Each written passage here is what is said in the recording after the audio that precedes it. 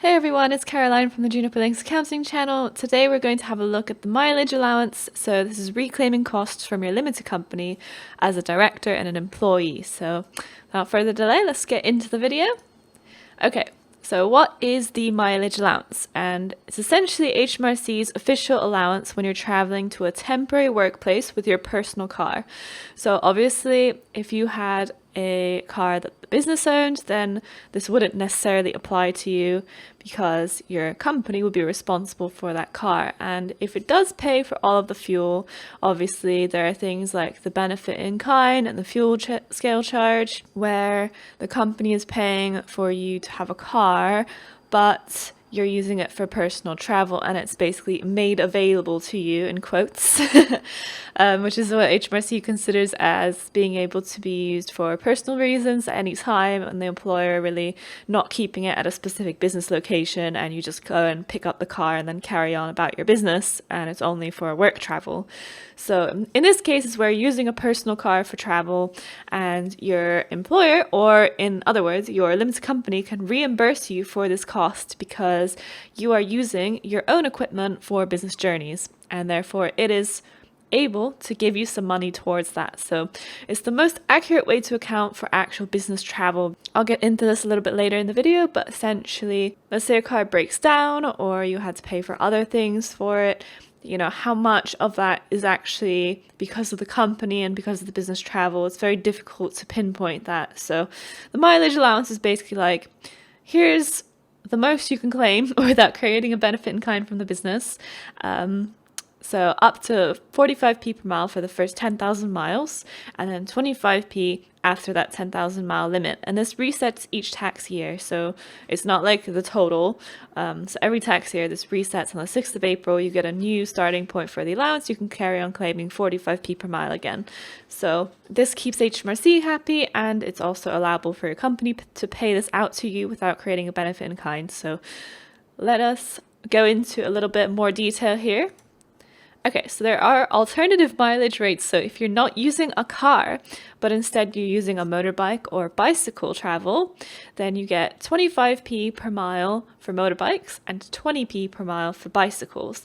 And again, this does not change after 10,000 miles. So where the car gets reduced to 25p after 10,000, these have just a flat rate of the 24p or the 20p per mile, and they don't change. So as a bicycle mileage person, that would be quite a substantial rate. That'll definitely cover your bike wear and tear and everything. Okay, so what is a temporary workplace? This is what I mentioned in my very first point. So it's when you use a personal car to travel to a temporary workplace. And this is where you spend 40% or more of your working time at the client site, but it does not exceed 24-month duration. So when it's working time, it means like out of the total time that you are carrying out work, then 40% of your time is at one site or more. So, 40% or more of your time is at one site. And if that doesn't exceed 24 months, then you can carry on treating it as your temporary workplace while you're going there. And then if you just spend less than 40% of your total working time at the client site, it's not really a permanent workplace. It's not your principal place of business.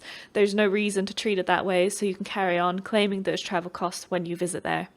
If you exceed 40% of your working time at the same location and it's expected to go over 24 months, you cannot claim travel costs relating to that workplace. And this is because it becomes your principal workplace or principal place of business.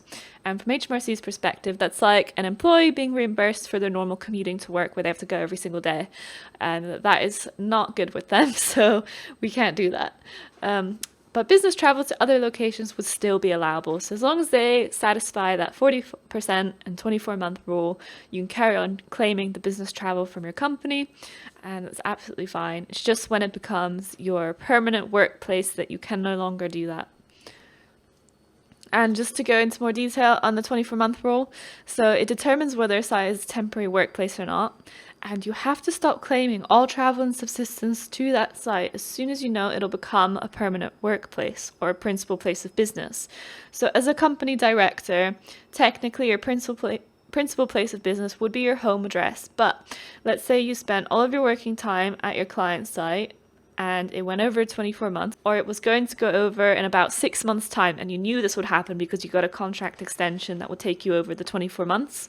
So you would stop claiming those business travel costs right away. As soon as you knew it was going to exceed 24 months, you stop right then, not later when it actually goes over 24 months. That's HMRC's guidance.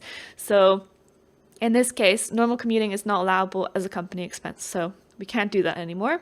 And if your company continues reimbursing you for these costs, a benefit in kind would arise with extra tax and national insurance. And you don't really want that because it doesn't really benefit you in any way. And it's just treated as extra income that you've received from your company. So you might as well have just taken like a dividend or something to cover those costs.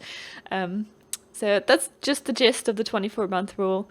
And again, 40% or more at the same workplace and it exceeds a duration of 24 months, you have to stop claiming as soon as you know it'll go over that 24-month duration, not when it actually happens later on. So what is business travel? This should be pretty self-explanatory, but it's basically travel on behalf of your company for business purposes such as meetings for clients, picking up goods or equipment for your company, or physically visiting locations to carry out your services. So for example, a plumber going to a client's site to fix a leaky tap, there's just a one-off visit to that area.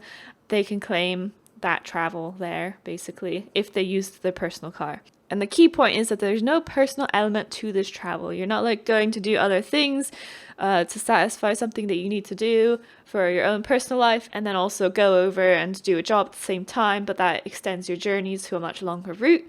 That's no longer business mileage. So it's going to be specifically for business travel and there's no personal element in there. If you were just going to drop off something on the post office, which was literally on the way to your location that you were going to end up in for business travel, then that's okay because it's very incidental, very tiny. It doesn't matter too much. But if you're going to take a big detour to do something personally and then also carry on your journey for business mileage, it doesn't really work like that. So make sure you separate those two out. And of course, HMRC has to be happy with your justifications. And this is a common question that get asked a lot. Can I claim other car expenses in addition to the mileage allowance? So unfortunately, the mileage allowance goes towards fuel as well as wear and tear. So other costs like repairs, insurance, car tax are not allowable because these are kind of like lumped into the mileage allowance. And your company is not responsible for your personal car when it breaks down. There's also no accurate way to measure how much of the damage was caused by the business travel, so that's why HMRC came up with the mileage allowance to specify just the journeys used primarily for business or only for business are allowed, and this is the allowance you can claim, covers more than the cost of fuel to kind of go towards some of those running costs like your repairs, insurance, and car tax. But the actual big majority of things, if something serious was to happen with your car, then unfortunately there's no way to actually get that back off your company. Okay, so how to claim the mileage allowance.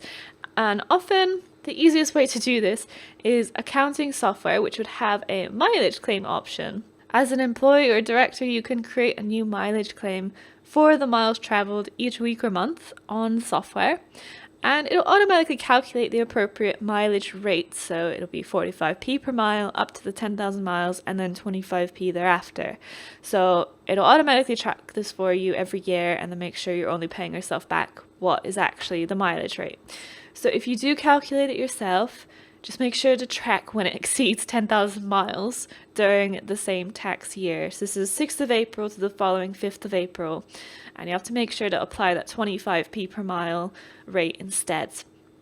Once you work out the total mileage that you want to claim for, and I say to do it weekly or monthly because you want to be repaying yourself for this as it happens rather than waiting an entire year and then getting this money back off your company. So basically just add in the claims whenever you want to repay yourself for them, so on a weekly or monthly basis. And then all you need to do is set up a transfer to yourself for the total mileage allowance from the business bank account. And this is an expense reimbursement. It's not a form of income.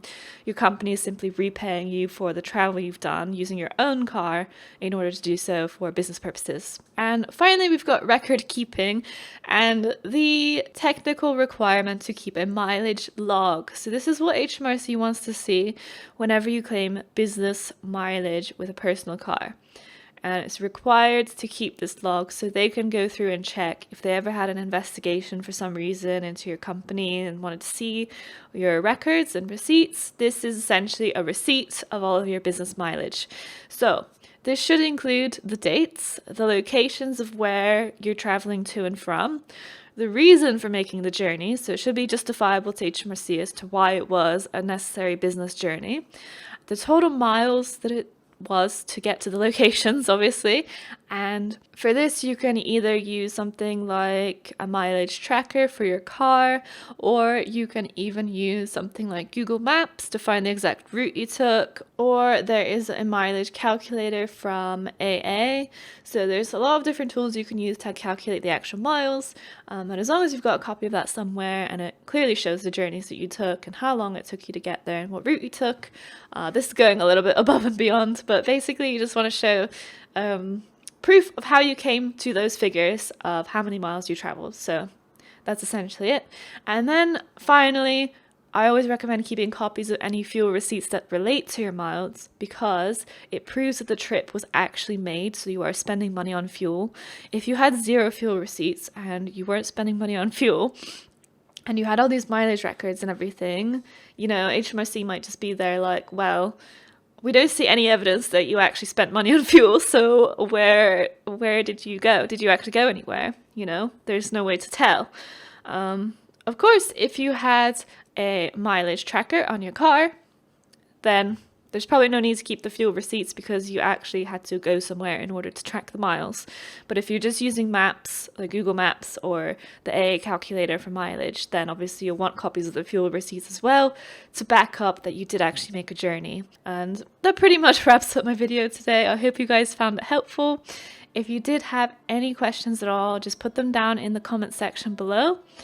Of course, if you found this video useful, then you can go ahead and click that like button. And if you want to see more videos like this, then also consider subscribing to the channel, because I am putting out regular content to cover limited company director questions and common things you may run into, as well as people starting their own companies. And thank you so much for staying to the end of the video. I hope you guys have an awesome day.